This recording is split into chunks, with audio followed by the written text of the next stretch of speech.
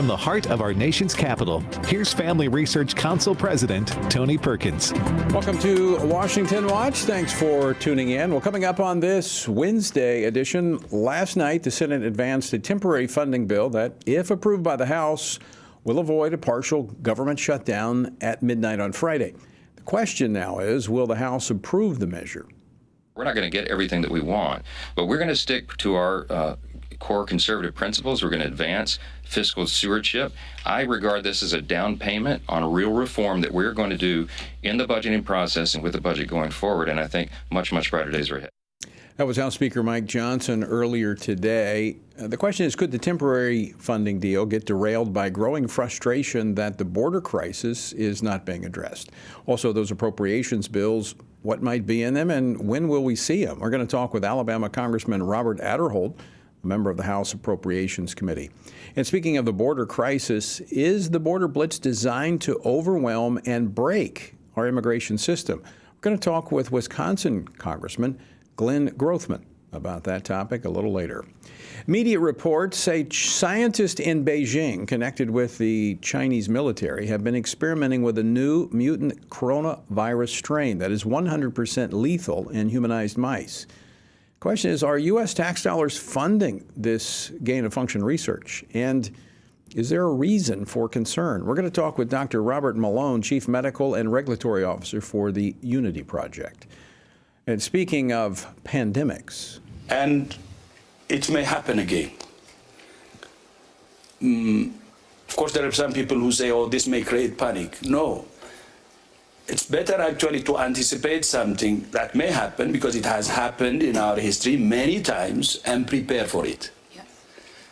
We shouldn't face things unprepared.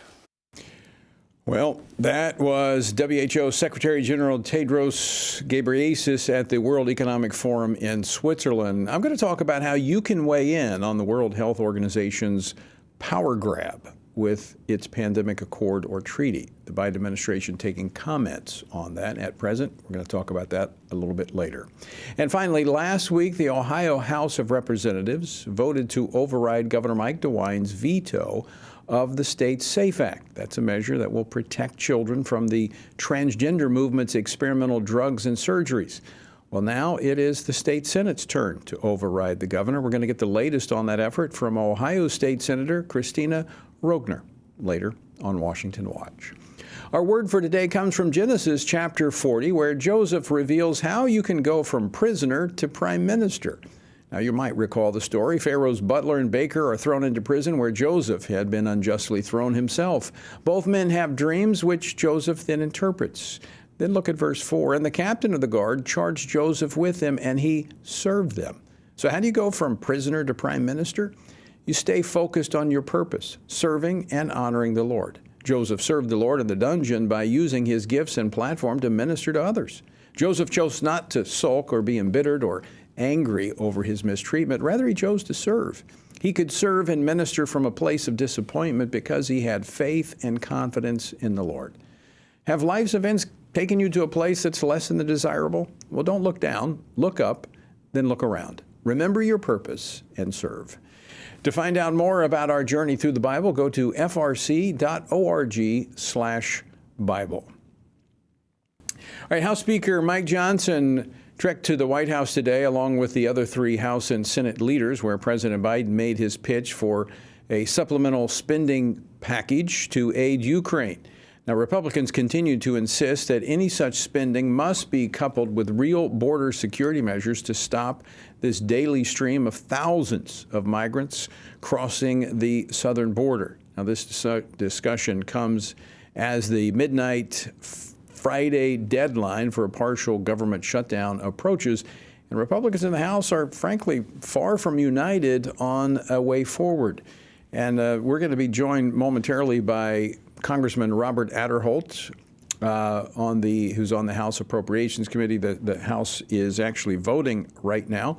And I want to go to another topic while we're waiting for Congressman Aderholt to join us. Speaking of appropriations, where is government money going? Well, there was one issue that rose to the top of a stack of stuff. It's just hard to believe. It is federal government spending money on trans-inclusive sex ed for 14-year-olds. Now, what is that? Joining me now to talk about this, Meg Kilgannon, Senior Fellow for Education Studies here at the Family Research Council. Meg, welcome to Washington Watch. Thank you, Tony. All right. Trans-inclusive sex ed for 14-year-olds. I almost need a whiteboard to chart this one out.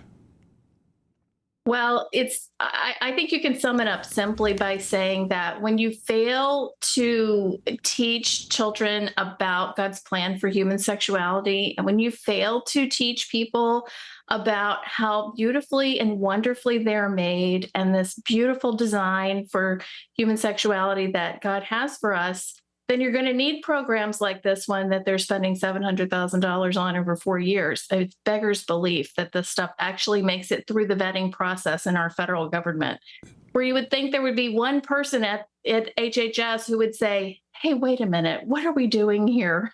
We're supposed to be about healthcare, but this is in fact the opposite of healthcare. So this is for young girls who identify as boys, to give them sex education training so that they do not become pregnant.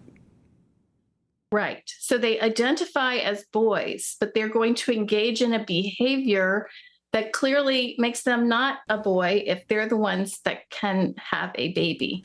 So when you start talking about things like pregnant people, this is going to lead to some confusion like this, right? Because women get pregnant, and they do that because they have sex with men. And so clearly, children who are 14 years old should be avoiding the situation entirely, regardless of how they may identify, right? The idea is to delay sexual debut and to reserve sex for marriage. And there's all kinds of, we know what God's plan is for human sexuality, but there's all kinds of social science that points to the fact that this really is what's best for children, right? Is to not have sex. This is nonsense. This is absolute, utter nonsense. And I'm quoting from the plan, the award description here. Youth who are assigned female at birth are at risk for negative sexual health outcomes, yet are effectively excluded from sexual health programs because gender diverse youth do not experience the cisgender, heteronormative teen sexual education messaging available to them as salient or applicable. It's a laugh or cry situation, right? It's beyond ridiculous, and yet people are going to be harmed by this. Children, vulnerable teens are going to be harmed by this. This is how you're a person. Yes, we're harming children in the process of spending money we don't have. We're $34 trillion in debt, and this is why we have these asinine programs such as this. And here's another one. I actually got this from the Department of Homeland Security, because under the previous administration, we actually worked with them when it came to the faith-based and neighborhood partnerships. Well, here's one, a webinar, Disaster Mitigation, Preparedness, Response, and Recovery Resources for Artists and Art and Cultural Institutions. Where does this stop? It's like we have this endless supply of money. We're just trying to create creative ways to spend money. Well, there's a crisis on the border that I think Homeland Security could help deal with, and it wouldn't matter if you were artistic or not. There's a level of human suffering there that requires redress. Well, maybe they need a picture, right? Maybe they need somebody to draw them a picture to show them how bad it is. Draw the picture of the crisis at the border. Right. But this is, it is laughable, but it's also, as you said, it make you cry when you realize that this is just one of many programs that are out there that are harming teenagers, misleading them, and we're doing it with government money. So we're being forced into this process of harming children. And this generation of children that you're harming are the ones who are supposedly going to pay the bill that comes due when we spend this money that we don't have. Yeah. This is beyond belief. Right. Meg, I got Congressman Adderholt. He's joining us by phone, so I'm going to go over to him. Thanks so much for joining us, and let me know what you find next time on in the government trough, okay? Great to see you. All right. Joining us now from the House floor by phone is Congressman Robert Aderholt, who serves on the House Appropriations Committee. He represents the 4th Congressional District of Alabama. Congressman, thanks so much for working us in there. Yeah, Tony, thanks. I just walked off the House floor, and I apologize for being a minute late. No problem. So glad to be with you. We want to very quickly go to this temporary funding bill passed the Senate last night. What are the prospects there in the House? Well, I think it'll pass. I know I just actually saw the speaker just a few minutes ago.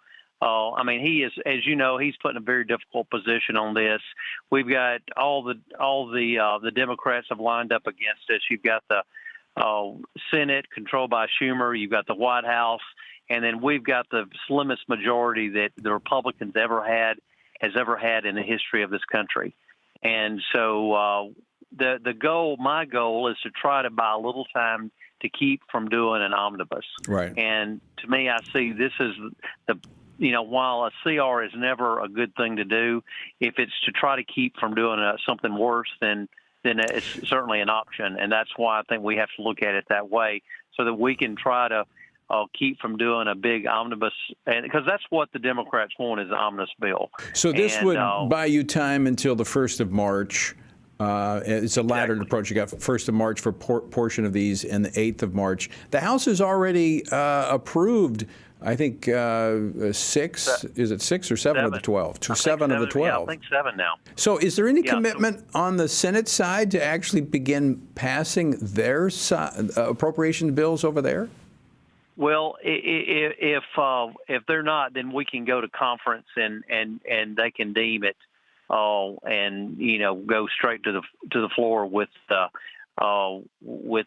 bill, is my understanding. So we could find a way to make it work. But the thing about it is that they're slow walking this, and but we can't let them just do an omnibus, and That's what we're trying to avoid.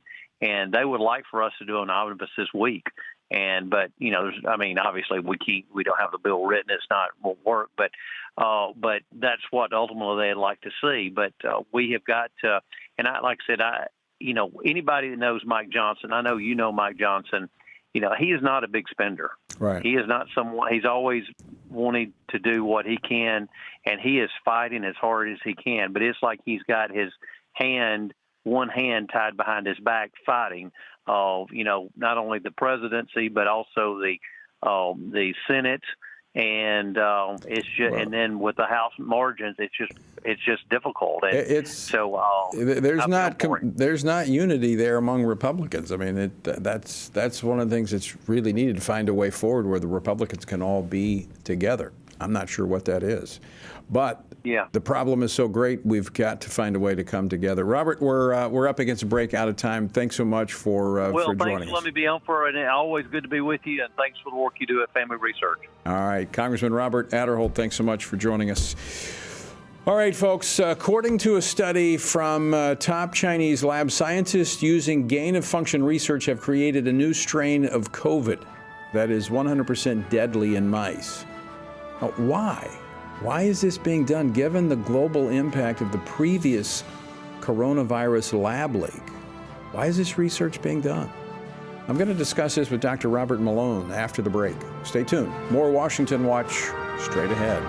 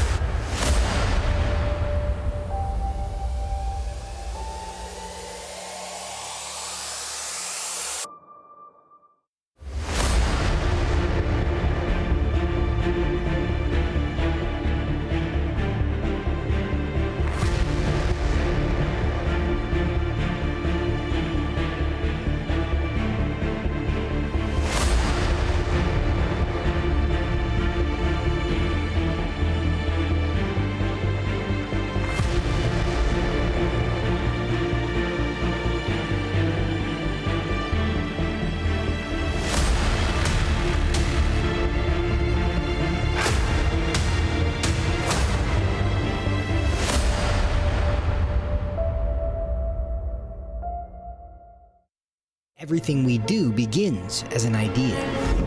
Before there can be acts of courage, there must be the belief that some things are worth sacrificing for. Before there can be marriage, there is the idea that man should not be alone. Before there was freedom, there was the idea that individuals are created equal. It's true that all ideas have consequences, but we're less aware that all consequences are the fruit of ideas. Before there was murder, there was hate. Before there was a Holocaust, there was the belief by some people that other people are undesirable. Our beliefs determine our behavior, and our beliefs about life's biggest questions determine our worldview. Where did I come from?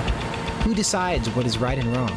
What happens when I die? Our answers to these questions explain why people see the world so differently. Debates about abortion are really disagreements about where life gets its value. Debates over sexuality and gender and marriage are really disagreements about whether the rules are made by us or for us. What we think of as political debates are often much more than that. They're disagreements about the purpose of our lives and the source of truth. As Christians, our goal must be to think biblically about everything. Our goal is to help you see beyond red and blue, left and right, to see the battle of ideas at the root of it all. Our goal is to equip Christians with a biblical worldview and help them advance and defend the faith in their families, communities, and the public square. Cultural renewal doesn't begin with campaigns and elections. It begins with individuals turning from lies to truth. But that won't happen if people can't recognize a lie and don't believe truth exists. We want to help you see the spiritual war behind the political war, the truth claims behind the press release, and the forest from the trees.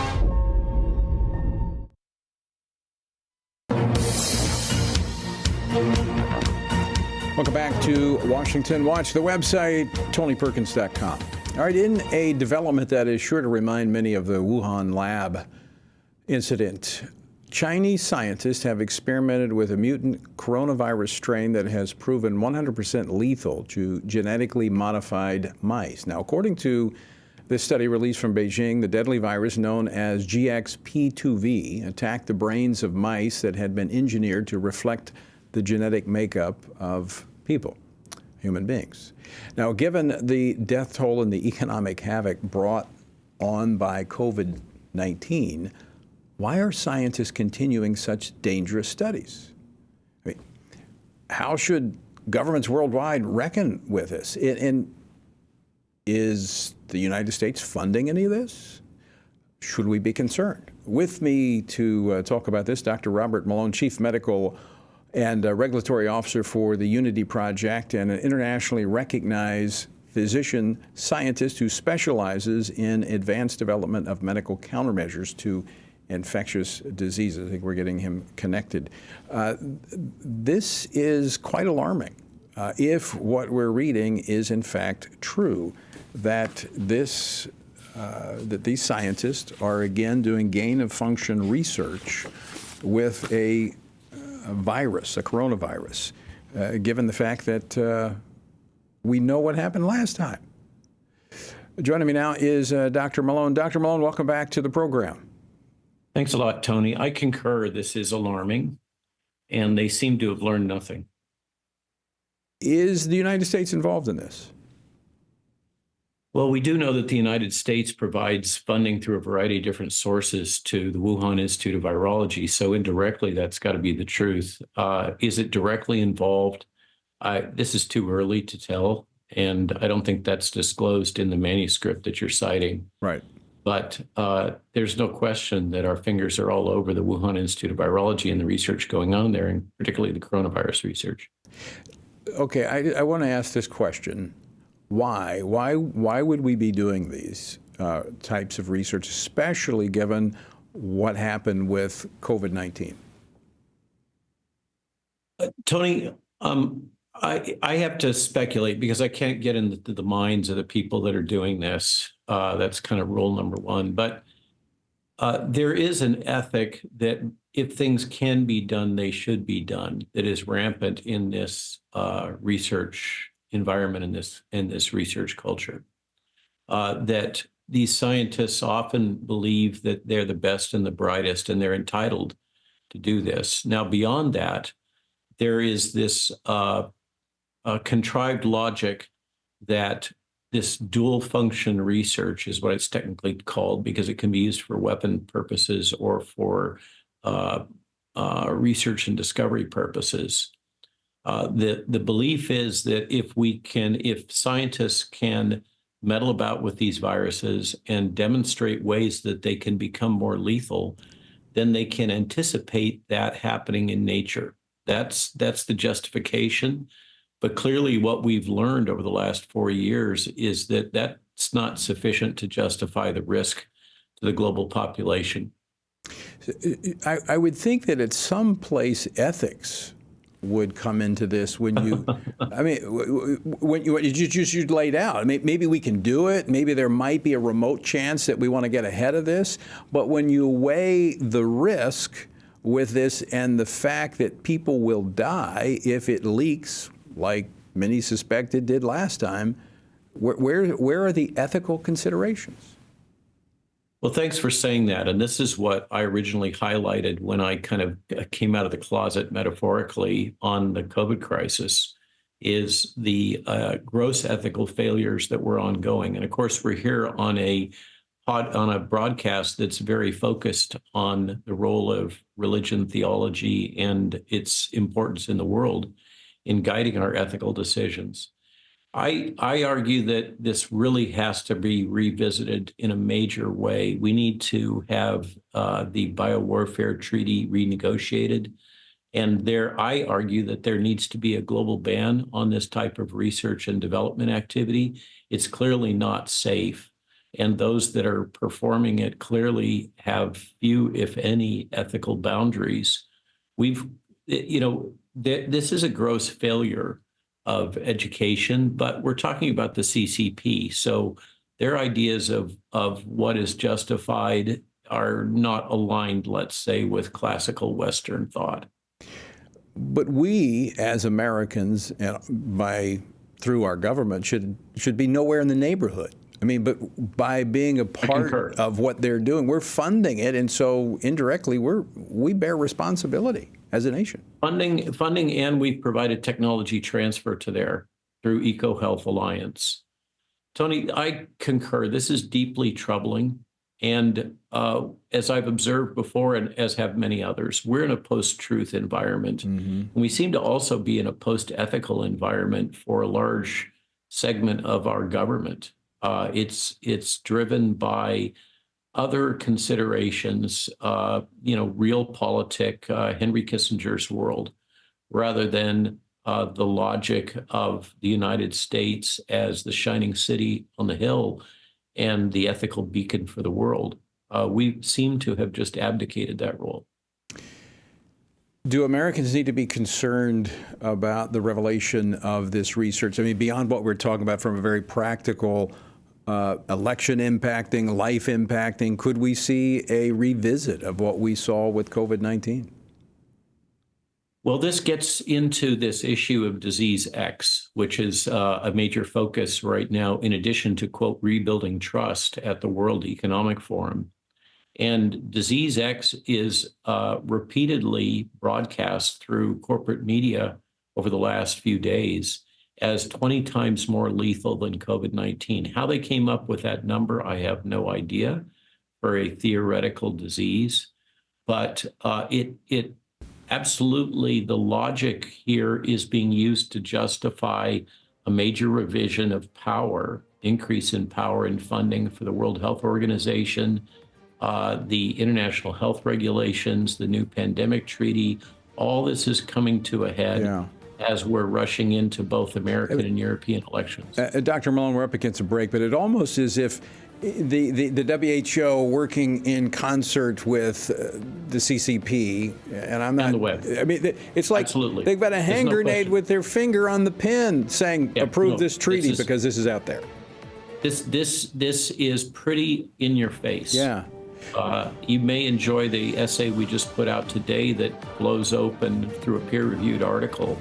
Well, we're going to have to revisit that, Dr. Malone, because we're up against a break. But thanks so much for joining us. Always great to see you. Folks, stick around. We're going to Ohio after the break.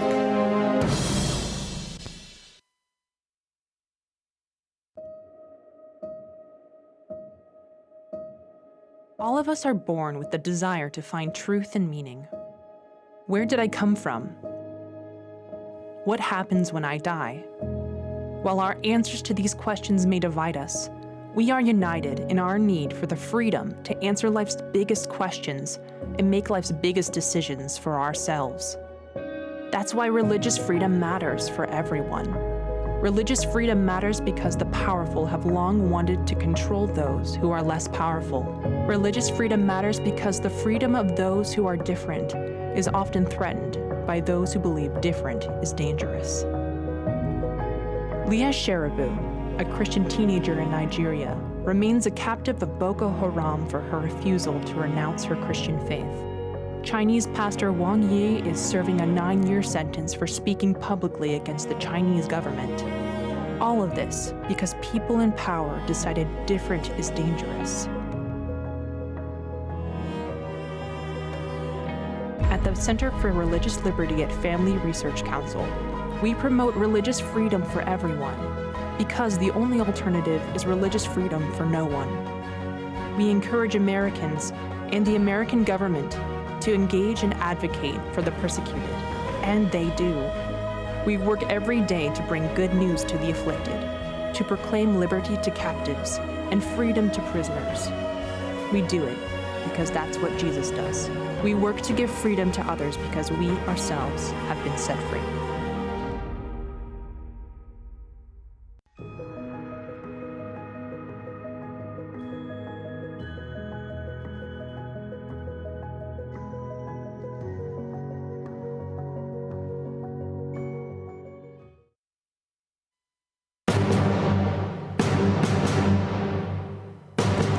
Always love talking to Dr. Malone, and we're going to continue our conversation with WHO a little bit later. We're going to be joined by Jim Roguski, so stick around.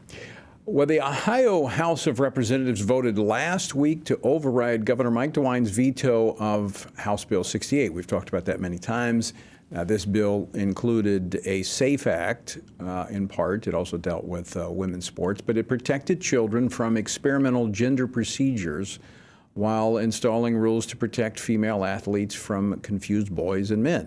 Now, the bill, the House handedly overrode the governor, but now it goes to the Ohio Senate, which will reconvene next week for their vote. What can we expect? Joining me now to discuss this is Ohio State Senator Christina Rogner. She serves as chair of the Ohio Senate Oversight Committee, responsible for initially putting this bill forward in the Ohio Senate. She represents Ohio's Senate District 27. Senator, welcome to Washington Watch. Good to have you with us. Thank you, Tony. It's great to be with you. So how are you feeling about next week's vote on the override of the governor's veto?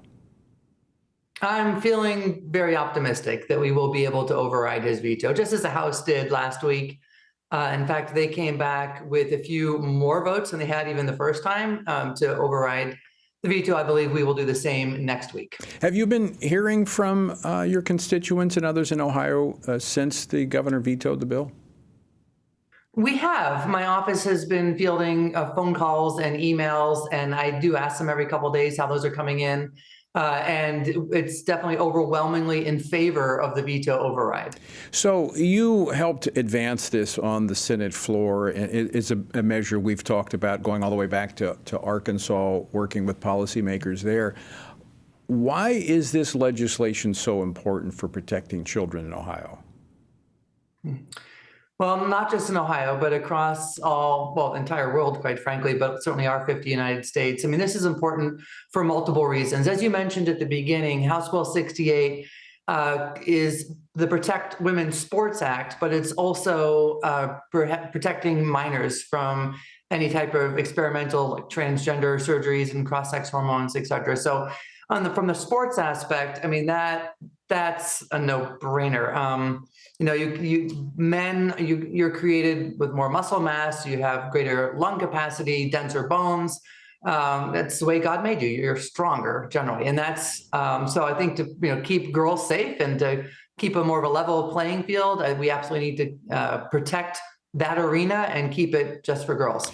On the SAFE Act, this is interesting because There have been some countries, such as Sweden, for example, that was a pioneer in this type of experimental procedure where minors would suffer from gender dysphoria and then they would want to transition, right?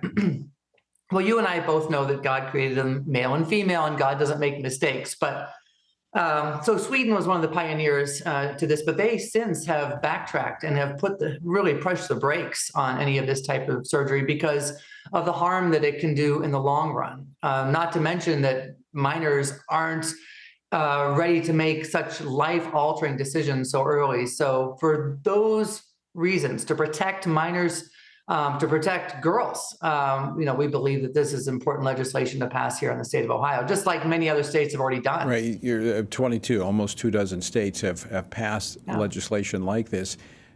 To me, and it sounds like to you as well, this is just common sense.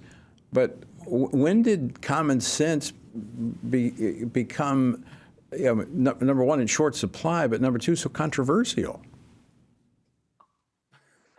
That is a great question, and it's a sad state of our society today. This shouldn't have to be legislated.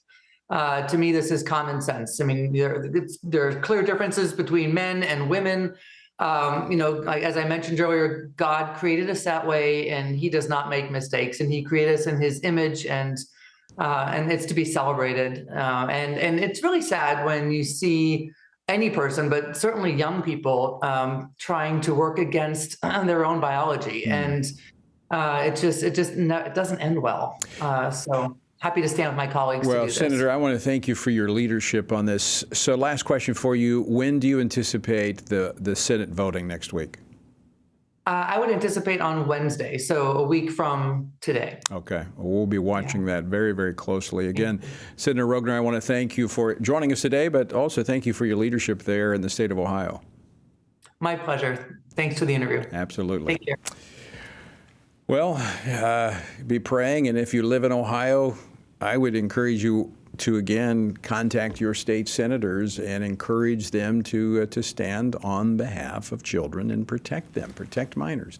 It goes back to what we were talking about with Dr. Malone, that we live in a post-truth culture.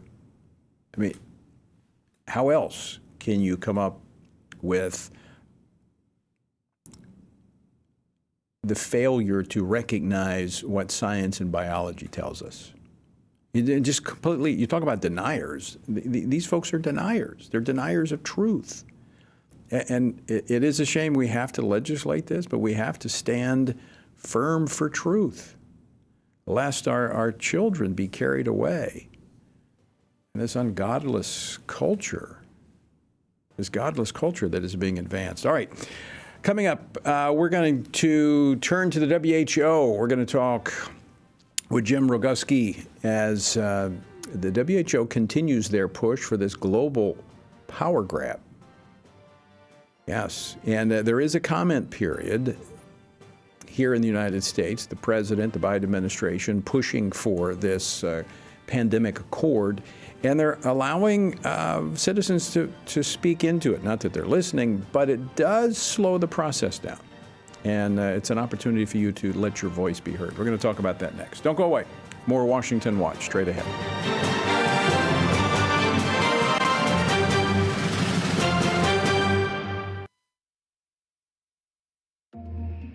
The world is hurting. Streets are filled with crime. Families are broken. Sin is celebrated, and God is mocked. Everywhere we look, the wages of our sin are on full display. As Christians, we know that surrender to God's will is the solution to our biggest problems, but not everyone agrees. Even in church, we hear people say the most important thing is to be tolerant, that we shouldn't impose our morality on other people, and that loving our neighbor means celebrating what they do. But you can't do that. It's not that you don't love your neighbor, you do, but you care about God's opinion more than your neighbor's opinion, and this makes you different. In fact, sometimes it makes you feel alone, like you're the only one. But there is good news. You are not alone, not even close. Research has found that there are 59 million American adults who are a lot like you.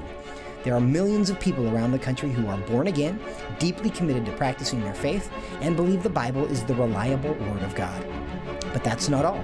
They're also engaged in our government. They're voters. They're more likely to be involved in their community, and they're making a difference in elections. The problem is that a lot of them feel alone too.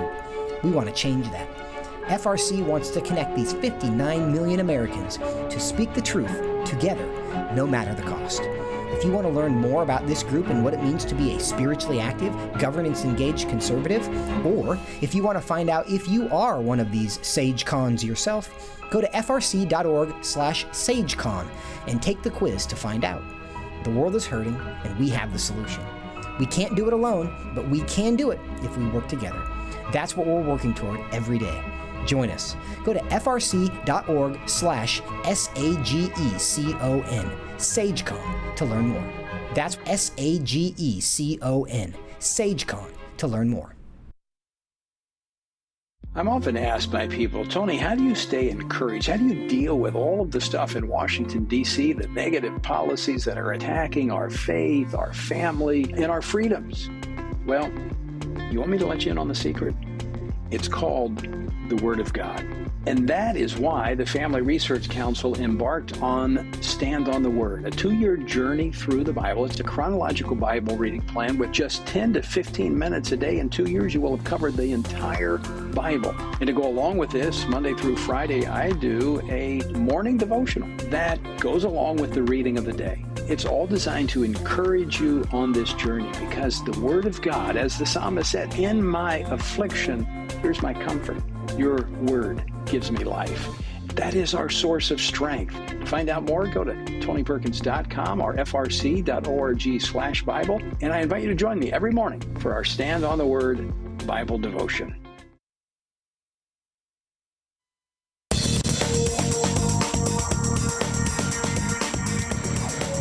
Welcome back to Washington Watch. Good to have you with us. Now, we're continuing to track the World Health Organization's pandemic agreement, accord, treaty, and the process underway to enact this agreement. Now, as I discussed yesterday, the Biden administration's Health and Human Services Department is currently seeking feedback on a portion of this proposed agreement that could seriously undermine America's national sovereignty, our free speech, human dignity. So this public comment period ends next Monday, January the 22nd, very small window. But you can submit a comment expressing your concerns for giving more power to an unelected, unaccountable international organization that threatens national sovereignty, free speech, and our families.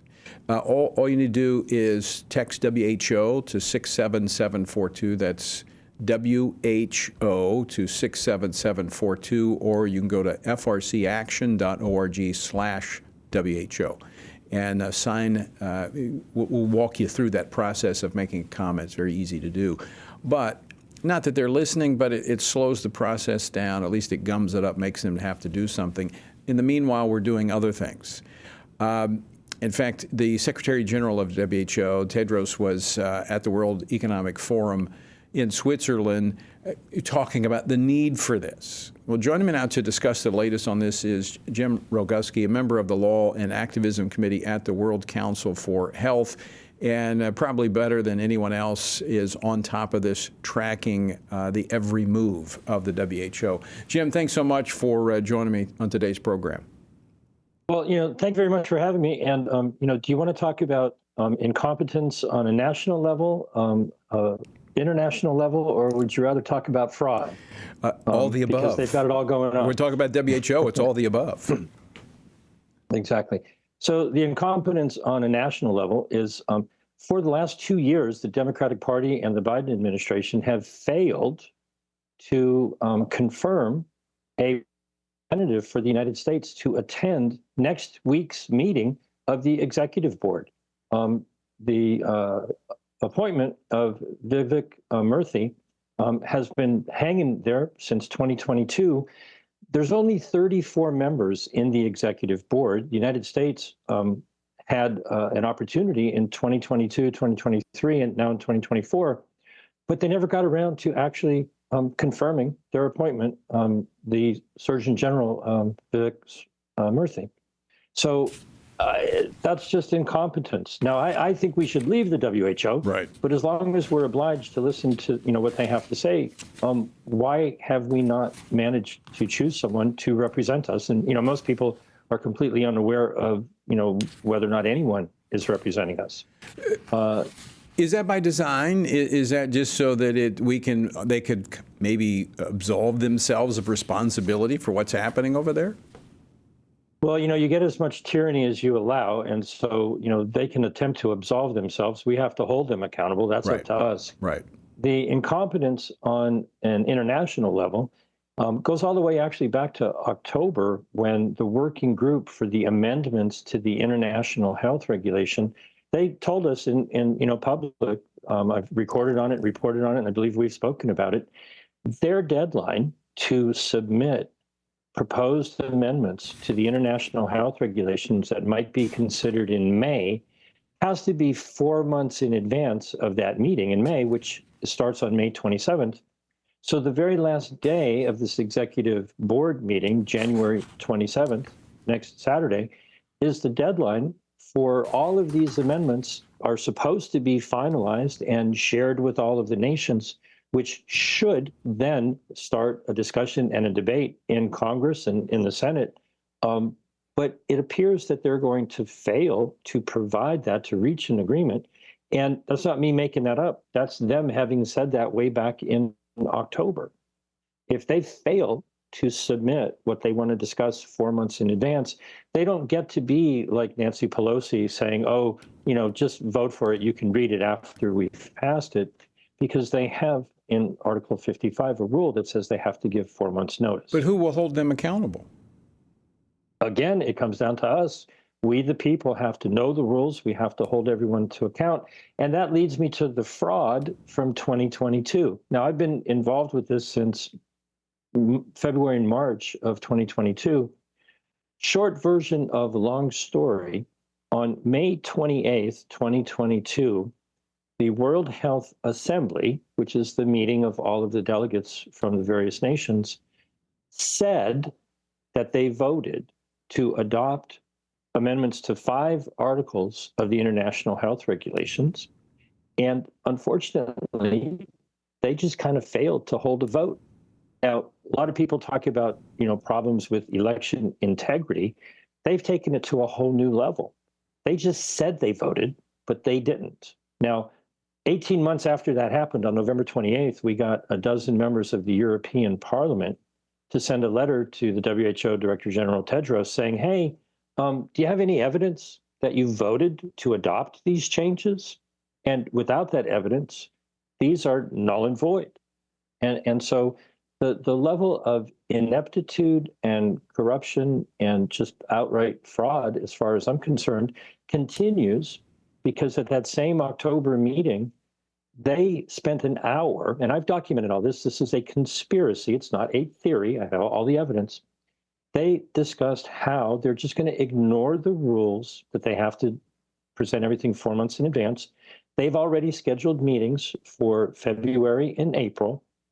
They want to try to be like Nancy Pelosi and negotiate right up to the last minute and drop whatever amendments they would like to have at the last minute before the assembly begins in May. And I've just been doing everything I can. Thank you for the opportunity to speak with you and your audience.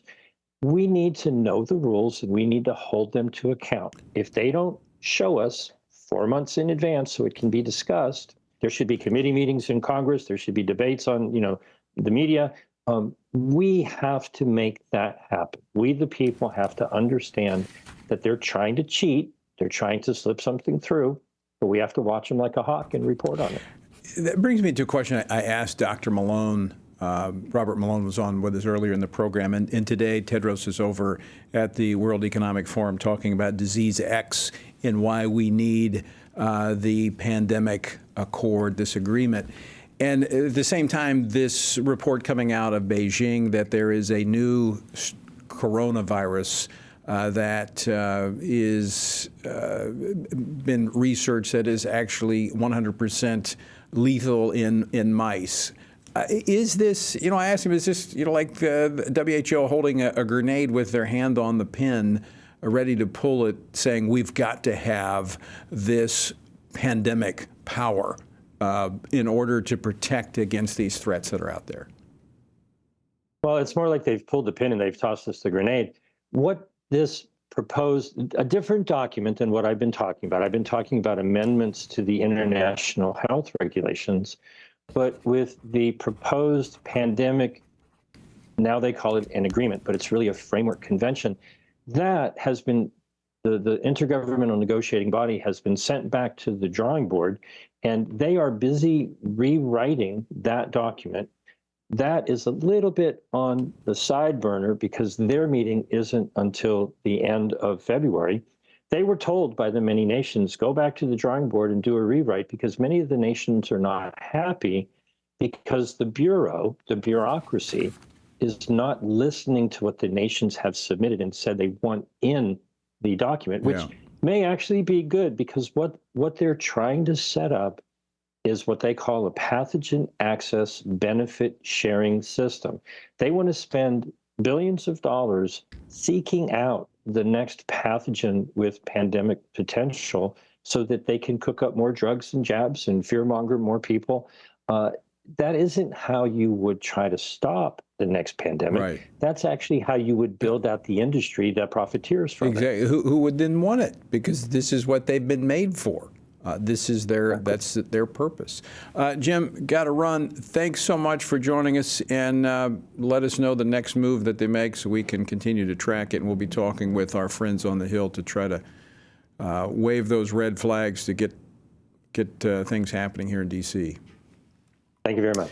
All right, folks, again, text WHO to 67742. You can do the comment period. In the meantime, we're going to continue tracking these other aspects of the WHO. All right, among the many crises fueled by the Biden administration's mishandling of the southern border security is a growing court backlog for migrants seeking asylum. Now, currently, more than 3 million cases are awaiting hearing, including 1 million from the last fiscal year, more than triple the number in 2019. Well, earlier today, the House Oversight and Accountability Committee held a hearing to address how the Biden administration's own policies are undermining U.S. immigration law. Is this designed to break the system intentionally? Joining me now to discuss is Congressman Glenn Grothman. He serves on the House Oversight and Reform Committee, the House Education and Labor Committee, and the House Budget Committee. He represents the 6th Congressional District of Wisconsin. Congressman Grothman, welcome back to Washington Watch. Always great to see you. Glad to be on this show. Our country is under attack in so many ways. So is this intentional? I mean, the court system that's supposed to deal with those who come into the country who are, they're arrested, they're detained, and then they're given a slip of paper and told to appear before court. That's how this is happening. 3 million of those cases. They're decades away from an actual court date. In the meantime, they're here in the United States. From testimony today, is this designed to break the system? The only thing you can say. I would hope anybody but a child would realize you cannot have unlimited immigration in the United States. We're now at a point where every month over 300,000 people are coming into our southern border. And that's from countries all around the world. To give one example, we recently went from under 100 to over, I believe it is 24,000 Chinese crossing the border. And I like the Chinese, but I mean, you got to look out for that. Under President Trump, when he left office, we were usually under 20,000, sometimes under 10,000 a month. Now we've increased that by a factor of 30. I mean, the only way that makes sense is you want to fundamentally change and destroy America. And it's not something they need Congress to turn around. It's something that President Biden did all by himself by getting rid of the stay in Mexico policy. Right. We have experts in the field that says President Trump could get rid of about 85% of the problem. That's what we heard today, just by sending people who are trying to cross the border back into Mexico pending a hearing. But he won't do it. Right. And you have to ask yourself, why does President Biden the only conclusion is wants to destroy America. I mean, why else would you let 300,000 people a month in the country? So this is a fight the Republicans are going to have. Although you don't have all the mechanisms, you do have the purse. This is where the funding has to be dealt with. And the problem is it's personal. It's a humanitarian crisis as well. Now, during today's hearing, you asked about the abuses that migrants suffer from these cartels. What did you learn? Well, anybody who's down on the border knows that because the drug cartels are telling everybody that now is the time to come in America, people are coming here and inevitably risking their lives because they're told now's the time to come. We see people drowning in the Rio Grande River. In the past, I've been in the San Diego sector and watched people drown in the Pacific Ocean as they try to get around a giant fence we have going in the Pacific Ocean. I have heard about people dehydrating to death in the Arizona desert. The number of women who are sexually assaulted is through the roof. Just scandalous beyond belief. But when you have a border controlled by the drug cartels, I guess you can say, what are you going to expect? But women either don't know this is going to happen or they put up with it because they have been told that now is the time to come into America. And that's being driven by the lawlessness of the Biden administration, refusing to enforce the law. That includes the Secretary of Homeland Security, who by law was to build the border wall and to protect that border. Are we going to see him impeached? I think we're getting somewhat close to the election. The Republicans, A, do not have the votes in the Senate to convict, and B, in the House right now, depending upon the week, we have a 2 or 3 vote majority. I think right now there are going to be more than 2 or 3 Republicans who don't want to take that vote. I think we are probably going to see an impeachment of Mayorkas, this cabinet member in charge of the southern border. Right. But I'm not sure if we're going to see an impeachment of President Biden, in part because the Republicans have such a slim majority, and in part because you're not going to get a conviction in the Senate anyway. Well, let's start with the Homeland Security. Congressman Grothman, great to see you. Thanks so much for taking time to join us today. Well, your listeners just have to remember, up by a factor of 25 to 30, the number of people crossing the border compared to where we were 3 years ago. This will destroy America. Thank you for having me on. Thanks, Glenn. All right, folks, again, need you to weigh in on this. This is where your participation matters. That's why we're here. We've got to make a difference. Text the word border to 67742. Border to 67742. I was up on the Hill this morning talking with members about how we have to have this fight over the border.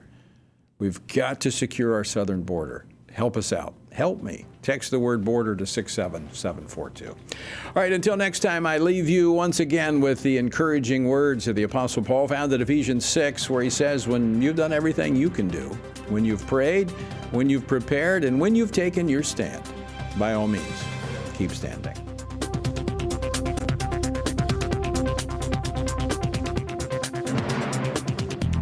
Washington Watch with Tony Perkins is brought to you by Family Research Council and is entirely listener-supported. Portions of the show discussing candidates are brought to you by Family Research Council Action. For more information on anything you've heard today, or to find out how you can partner with us in our ongoing efforts to promote faith, family, and freedom, visit TonyPerkins.com. Also, to leave a comment about Washington Watch, call our watch line at 1-866-372-7234. That's 1-866-372-7234.